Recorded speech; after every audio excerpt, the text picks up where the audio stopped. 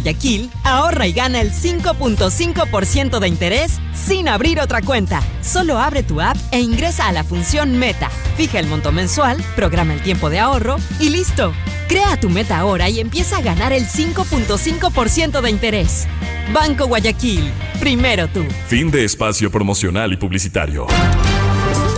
La revista de opinión Democracia, buscando la verdad en todas partes.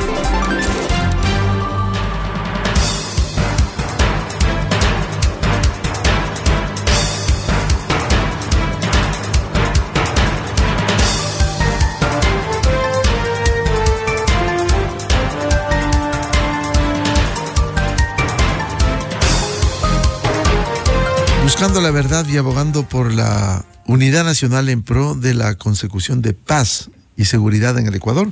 Queremos saludar al penalista y académico, profesor universitario, doctor Pablo Encalada. Lo invitamos a un diálogo a propósito del concurso para designar jueces y conjueces nacionales, luego de todo el escándalo del pasado reciente que ocurriera con la actuación de un consejo de la judicatura dirigido por quien hoy está preso en la cárcel, 4. Ahora hay un gran desafío. Se ha emitido el reglamento. Precisamente el doctor Encalada es uno de los que suscribe una carta pública al Consejo de la Judicatura en donde plantea algunos parámetros mínimos para la designación de los jueces y conjueces nacionales, calificando como una oportunidad histórica para recomponer el sistema de justicia. ¿Cuáles son las observaciones, los cuestionamientos, doctor Pablo Encalada, para ir a un proceso que debiera dar plenas garantías al Ecuador de contar con nuevos jueces y conjueces nacionales? Buen día. Muy buenos días, gracias por la invitación, saludos a toda su audiencia. Sí, en efecto, hay que tener presente que estamos hay un concurso para la renovación de la Corte Nacional de Justicia que se ha venido dilatando desde el año anterior, ¿no es cierto? Y que, claro, tiene que ver con que el Consejo de la Judicatura de Wilvan Terán y del señor Muñoz, es verdad que ellos están hoy en la cárcel, llevaban adelante este proceso y que luego con el cambio de vocales, ¿no es cierto? Ahora están otros vocales, el doctor Álvaro Román, la doctora Yolanda Yupan, Solanda Goyes, etcétera. Con el doctor Álvaro Román se declaró la nulidad de ese concurso anterior, volvimos a cero, ¿no es cierto? Y estamos en proceso nuevamente de esta renovación. Aquí hay que entender para la ciudadanía que la Corte Nacional de Justicia está integrada por 21 jueces de Corte Nacional y 21 conjueces también, y que hoy por hoy tenemos apenas 11 jueces nacionales en funciones. Son esos los que se van a nombrar en este nuevo concurso, los 10 que faltan de los 21, y otros conjueces más. Ahí no estoy claro, ni ellos tienen claro tampoco cuántos son los conjueces que van a ser nombrados.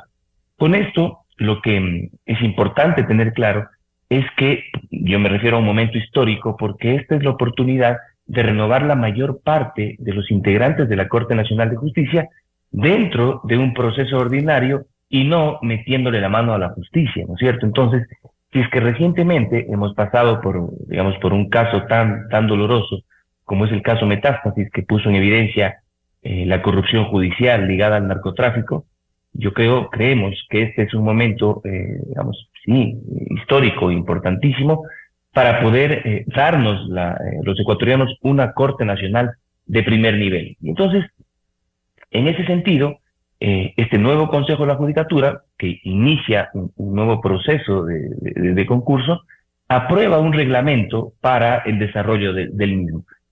Y nosotros creemos que este reglamento no contiene, los mínimos para que nos aseguremos o para que procuremos tener una mejor corte. Y esto yo creo, más allá de que confío en los vocales que hoy están, creo que son gente pero incuestionable en su moral, ¿no es cierto?, en su proceder. Yo creo que va a ser un concurso transparente, sin duda, pero creo que ellos no creo que se dieron cuenta que ellos tienen la posibilidad de definir qué tipo de jueces necesita hoy por hoy nuestra Corte Nacional de Justicia. Y entonces, si es que no ponen los parámetros en el reglamento para definir qué perfil de juez necesitamos, va a ser muy difícil que tengan de dónde escoger, y bajo estas reglas, como ya se ha aplicado en años anteriores, no tenemos pues los jueces que quisiéramos.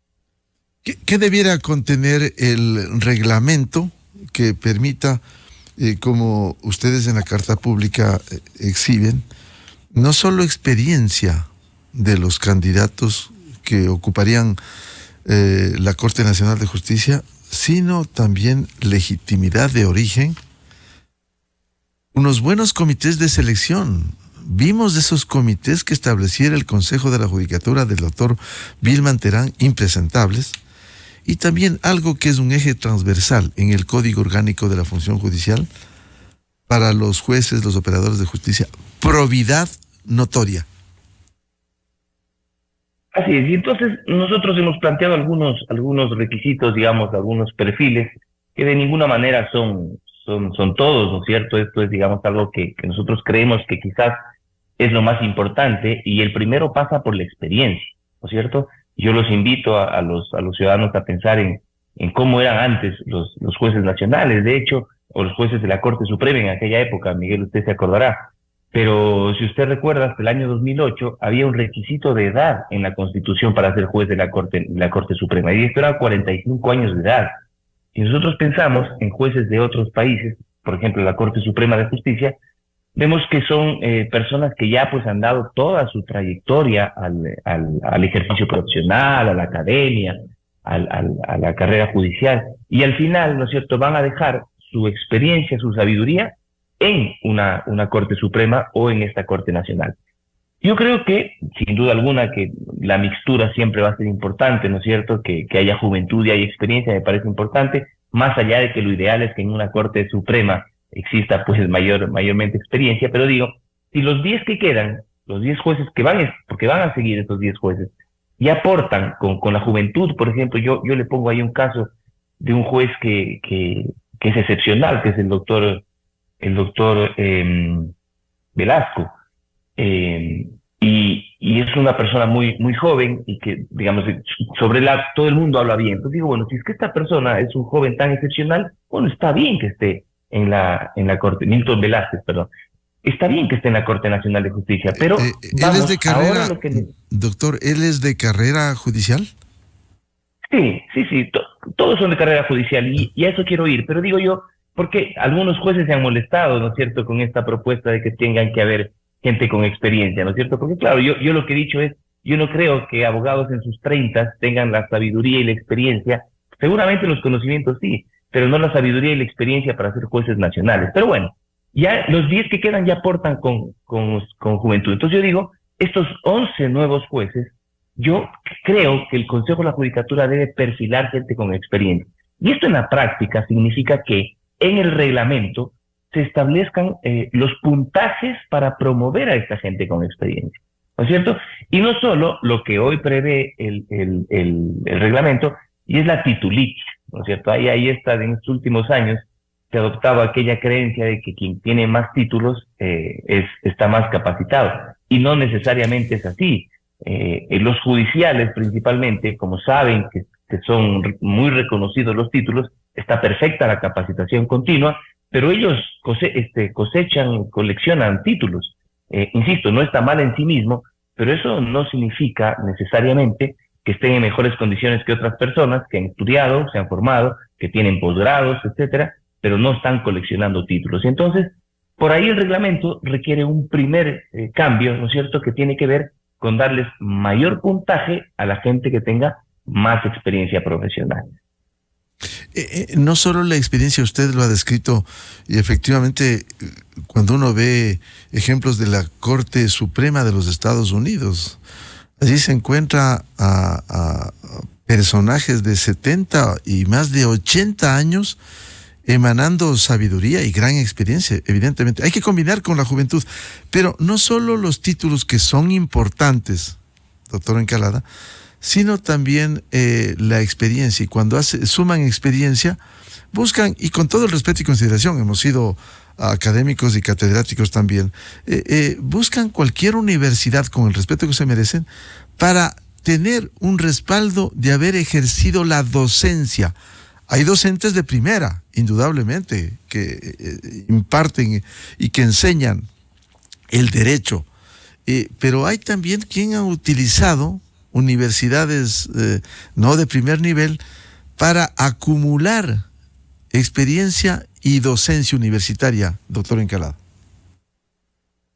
Sí, claro, y eso tendría que haber alguna forma de, digamos, de filtrar, ¿no es cierto? Hoy por hoy, los concursos en general que se realizan en nuestro país no hacen ninguna distinción entre una universidad, digamos, reconocida, con prestigio, con una universidad cualquiera. Y hoy por hoy, además, es muy fácil obtener un título de posgrado. A partir de la pandemia se habilitó la posibilidad de estudiar, digamos, en línea, en cualquier universidad, lo cual, otra vez, insisto, está muy bien, eso está muy bien.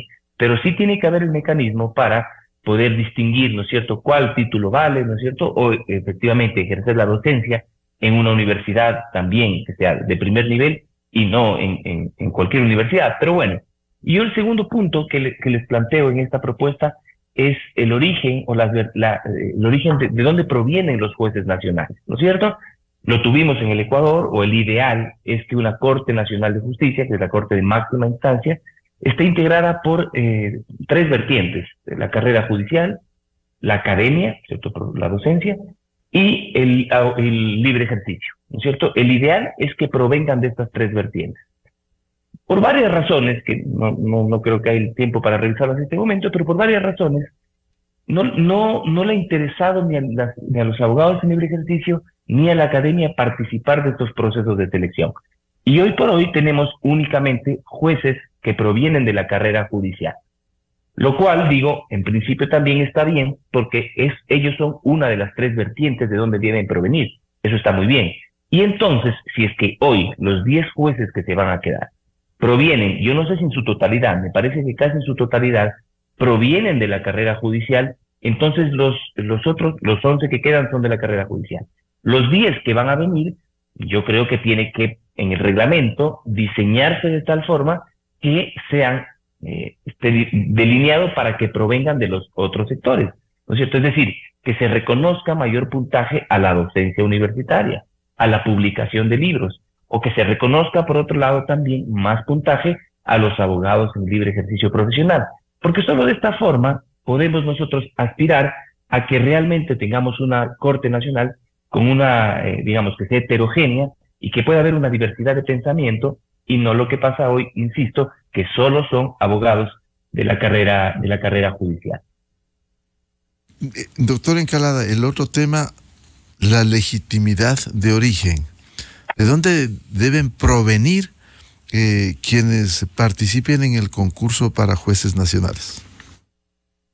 Mire, esto quizás, esta tercera propuesta quizás ha sido la más polémica.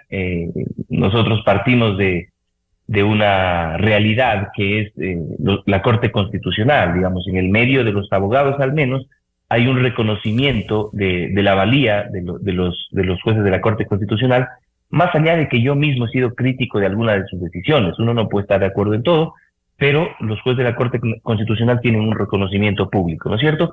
Entonces, esto nos lleva a la siguiente reflexión. El doctor Hernán Salgado, en su momento el doctor Ramiro Ávila, Agustín Grijalva, Daniela Salazar, Teresa Núquez, el doctor Enrique Echeverría, uno dice, ¿cómo así llegaron a ser jueces de la Corte Constitucional? Y yo estoy seguro, esta es una elucubración mía, yo estoy seguro que ellos no se habrían presentado a un concurso público. Yo no los veo a ellos cogiendo su carpetita, llenando el formulario y yendo a presentar para ser jueces de la Corte Constitucional. Entonces, ¿cómo llegaron ellos a la Corte Constitucional?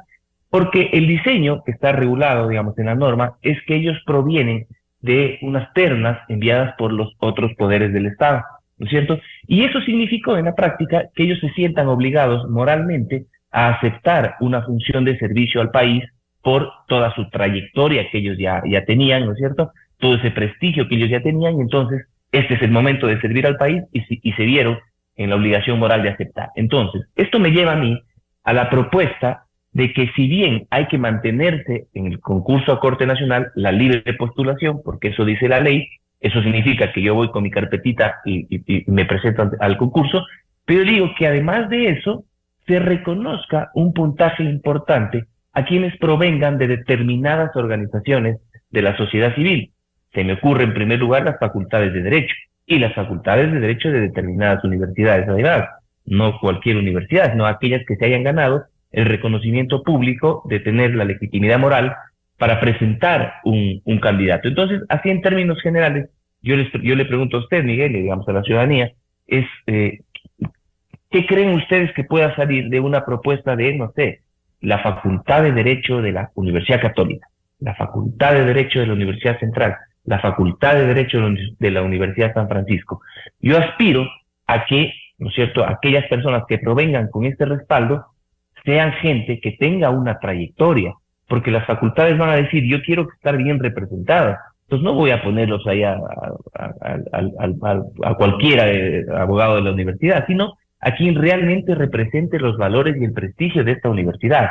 Y así, Miguel, lo que yo espero, lo que yo aspiro, es que a la Corte Nacional no lleguen recién abogados a darse a conocer, a partir de ese momento están, digamos, alguien sabe quiénes son, sino que lleguen a la Corte Nacional quienes realmente tienen una carrera, una trayectoria, y que ahí pues van a entregar toda su sabiduría, su experiencia, etcétera, y que por lo tanto estos jueces con ese bagaje que yo aspiro que sean aquellos que lleguen, no tengan pues el temor de resolver en contra del poder político de turno, en contra de la opinión pública, de los medios de comunicación, sino que tengan un nombre ya tan bien ganado que en Corte Nacional ellos tengan que proteger y defender ese nombre.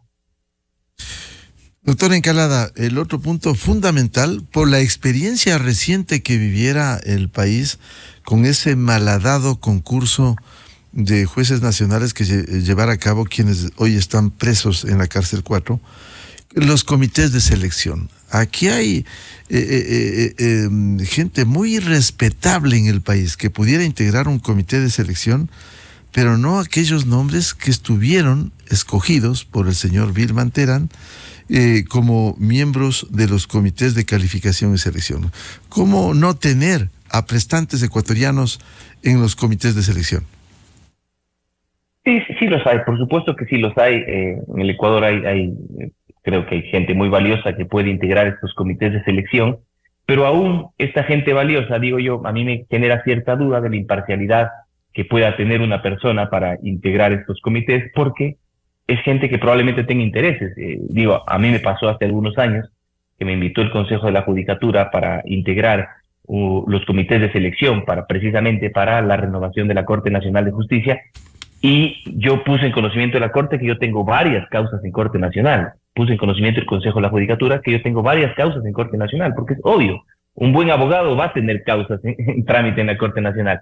Y entonces, claro, yo decía, ¿cómo puede esto garantizarse la imparcialidad? Así que eso a mí me genera preocupación, y por lo tanto yo creo que tiene que haber necesariamente la colaboración o la presencia de abogados del exterior, ¿no es cierto? Es decir, solicitar aquí cerca nomás a Colombia, que tenemos muy buenas facultades de derecho, que digamos, yo no creo que cueste mucho dinero tampoco, ¿no es cierto? Pero que estos comités de selección sean integrados, si bien obviamente por personas nacionales de mayor prestancia, pero integrados también por abogados del exterior, ¿no es cierto?, que nos puedan de alguna forma dar un sello ahí, ¿no es cierto?, de imparcialidad, y quizás tomando como experiencia aquella proceso de selección de la Corte Suprema del año 2005, no sé si usted se acuerda, que fue esta después de la Pichicorte, no sé si usted se acuerda. Claro, cuando vino el delegado, si me permite, el delegado lo conocimos, lo entrevistamos, el delegado de la ONU, Leandro Despoy,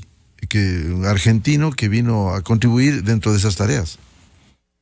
De acuerdo, entonces esa fue una buena experiencia, porque de ahí tuvimos una muy buena Corte, y entonces, o sea, no hay nada que inventarse, no hay nada nuevo bajo el sol.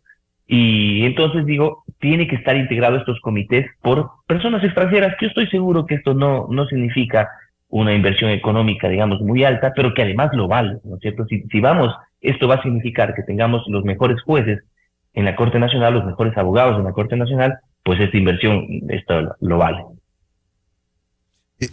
Doctor Encalada, el otro tema que es fundamental, la probidad notoria, en donde no solo exhiban lo que han hecho, su carrera judicial, sino también que contrasten con lo que son. por ejemplo, en las declaraciones juramentadas de sus patrimonios personales y familiares, y que se incluya, como ustedes proponen, declaraciones anteriores, para que reflejen lo que son. Sí, Miguel, esta quizás fue la propuesta menos pensada, si usted quiere, porque las otras las hemos reflexionado mucho, la hemos conversado con varios sectores y hemos llegado a esta conclusión. Pero claro, siempre había esta preocupación de tiene que ser jueces probos. Y claro, uno dice, eso es de cajón, o sea, uno no puede esperar que ese sea como un requisito adicional, pero es tanta la preocupación, ¿no es cierto?, de todo el país, y tienen toda la razón, que hay que buscar los mecanismos para asegurarnos o para procurar separar, ¿no es cierto?, a los malos elementos de los buenos elementos. Entonces, claro, esta última propuesta que tiene que ver con las declaraciones juramentadas de bienes es un poco más como una medida disuasoria. Yo creo que hay que pensarlo más, creo que hay que ver otros mecanismos para ¿no es cierto?, tratar de eliminar a aquellas personas que puedan tener nexos con el narcotráfico o causas de corrupción, porque lamentablemente en nuestro sistema de justicia, abogados en libre ejercicio en general, lamentablemente hay mucha corrupción. Esto es innegable, es doloroso, pero es innegable. Y caso Metástasis es el reflejo. Entonces, como una medida de disuasión, nosotros pensamos en que las personas, los abogados que se candidaticen, ¿no es cierto?, para este proceso de renovación de la Corte Nacional, tengan que estar sometidos a una evaluación de su patrimonio. Entonces, claro, si es que es una persona que no ha sido funcionario público, presenta antes de ingresar a la función pública, sino al concurso, y ya entrega su declaración juramentada, ¿no es cierto? Y con esto tiene que pasar a un proceso de una auditoría, digamos, menor, ¿no?, como lo que hace Contraloría normalmente, pero una auditoría, una revisión de su patrimonio, que sean patrimonios justificables. Porque aquí lo que nos interesa saber es que el patrimonio de los quienes van a ser jueces sean patrimonios que tengan una explicación. Y lo otro es que aquellos que han sido funcionarios públicos entreguen su información, digamos, declaración juramentada de sus patrimonios actuales y de sus patrimonios anteriores. Y con esto nosotros decimos, por eso digo es disuasoria, nosotros lo que decimos es, o disuasiva, nosotros lo que decimos es, si es que saben, digamos, un abogado que tiene rabo de paja, ¿no es cierto? Si saben que sus patrimonios van a estar auditados, quizás van a preferir no ponerse bajo la lupa, ¿no es cierto? Y quizás estas personas desistan de presentarse, digamos, y de alguna forma buscamos una motivación para ahuyentar a los malos elementos. En definitiva, doctor Encalada, el reglamento que permita facilitar el desarrollo de este concurso de jueces y conjueces nacionales debiera recibir, como proponen ustedes, el aporte de la academia, de la experiencia desde afuera, para que sea un reglamento no solo que busque transparencia, sino que sea idóneo para la selección de los jueces nacionales. Sí, Miguel, y yo creo que, como le decía en algún momento, yo confío, pero plenamente, porque los conozco a algunos de los vocales actuales, y creo que son gente valiosa, como yo conozco de cerca a Álvaro Román y Yolanda Yupanqui, así que yo confío en ellos, pero el tema es que si es que ellos no realizan estas reformas y no definen ellos, ¿no es cierto?, con la legitimidad que tienen en el ejercicio del cargo, si no definen ellos qué perfil de jueces necesita el Ecuador este momento, porque este perfil de hoy no es el de después de 3 años o en 6 o 9 años. Me explico. Es decir, ellos tienen las atribuciones para decir qué necesitamos hoy.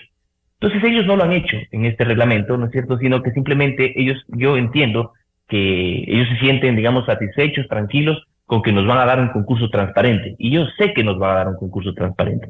Pero si no ponemos las condiciones para que a ese concurso se presenten los mejores profesionales del país, no van a tener de dónde escoger. Y ese es el problema. Entonces ahí nos encontramos luego, lamentablemente, con jueces Metástasis, ¿no es cierto?, que es lo que hemos vivido en los últimos meses. Es decir, este reglamento debiera ser reformado. ¿Cómo viabilizar estas propuestas que permitan, porque la sugerencia es mejorar, que sea no solo los mejores perfiles, sino un concurso sin opacidad y que permita dar confianza y credibilidad a la comunidad judicial del Ecuador?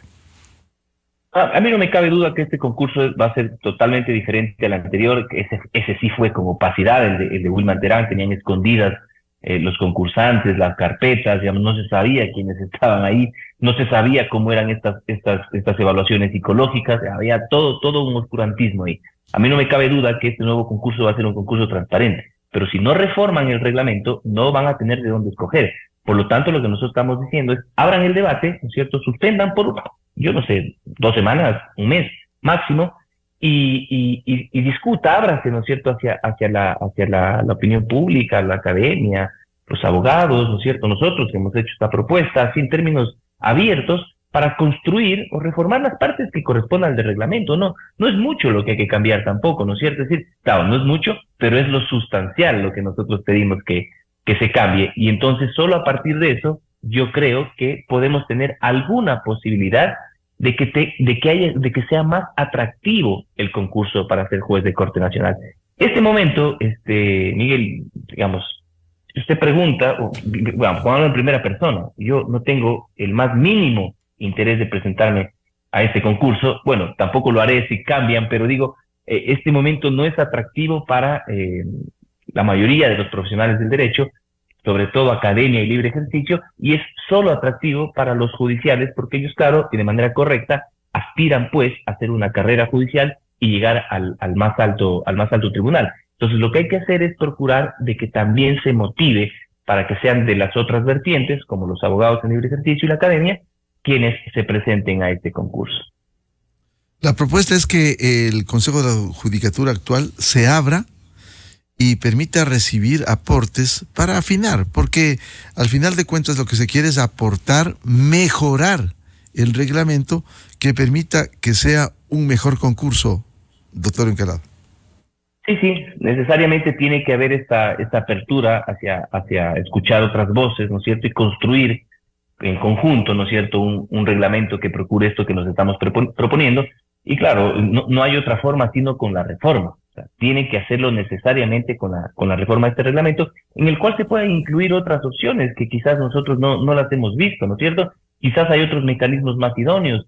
Por ahí alguien hablaba del polígrafo, ¿no es cierto? Yo digo, bueno, a mí me genera cierta resistencia el tema del polígrafo, es algo que puede ser cuestionable, pero quizás hay otras formas de hacer una evaluación para verificar si es que no han estado ligados con actos de corrupción. No sé, habría que discutirlo, ¿no es cierto? Habría que analizarlo, porque en este momento algo que nos parece de cajón es que un juez de la Corte Nacional tiene que ser una persona honesta, pero un requisito sine qua non. Hemos visto que no necesariamente eso ocurre, ¿no es cierto? Y hay jueces que lamentablemente están bajo sospecha, y eso no puede pasar en el sistema de justicia, ni siquiera la sospecha.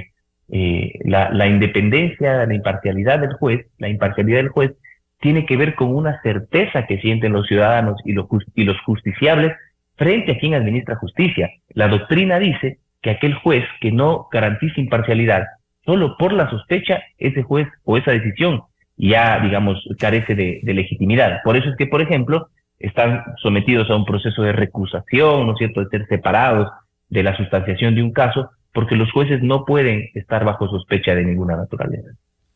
Bien, al doctor Pablo Encalada, abogado, profesor universitario, gracias la atención a la revista de Opinión Democracia a propósito de esta carta pública al Consejo de la Judicatura. Que todo sea por el bien de un proceso de selección, con la experiencia que ha vivido el país, espantosa, con 2 vocales que están presos, que quisieron hacer lo que les vino en gana, y hoy hay que recuperar, generar confianza y afinar estos procesos que den garantías al Ecuador. Doctor Encalada, muy amable por atender a la revista de Opinión Democracia. Muchas gracias, buen día con todos. Enseguida, en la revista de Opinión Democracia. 7:11 minutos en el territorio continental ecuatoriano.